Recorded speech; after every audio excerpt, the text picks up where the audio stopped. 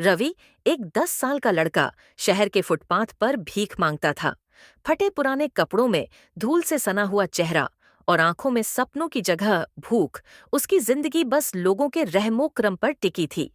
लेकिन उसके अंदर कुछ खास था, एक चमक, एक जज्बा जो बाकी भिखारियों से अलग था। सपने देखने की हिम्मत। रवि जब भी किसी स्कूल के बाहर बच्चों को हंसते, किताबें लेकर जाते देखता तो उसका दिल भर आता। काश मैं भी पढ़ सकता, वह सोचता। लेकिन यह सिर्फ एक ख्वाब था। एक दिन रवि ने ठान लिया कि वह कुछ बदलेगा। उसने भीख मांगने के पैसों को धीरे धीरे बचाना शुरू किया।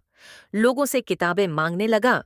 जो भी अखबार या फेंकी गई कॉपी मिलती, उसे उठा लेता और रात को स्ट्रीट लाइट के नीचे पढ़ता।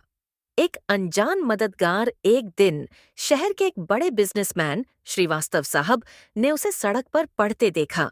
उन्होंने पूछा, तुम पढ़ाई क्यों कर रहे हो? रवि ने मुस्कुराकर कहा, क्योंकि मैं भिखारी बनकर नहीं मरना चाहता। श्रीवास्तव साहब उसकी बात सुनकर हैरान रह गए।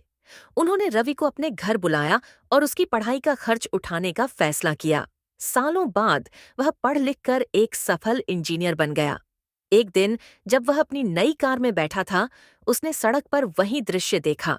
एक छोटा बच्चा स्ट्रीट लाइट के नीचे पड़ रहा था।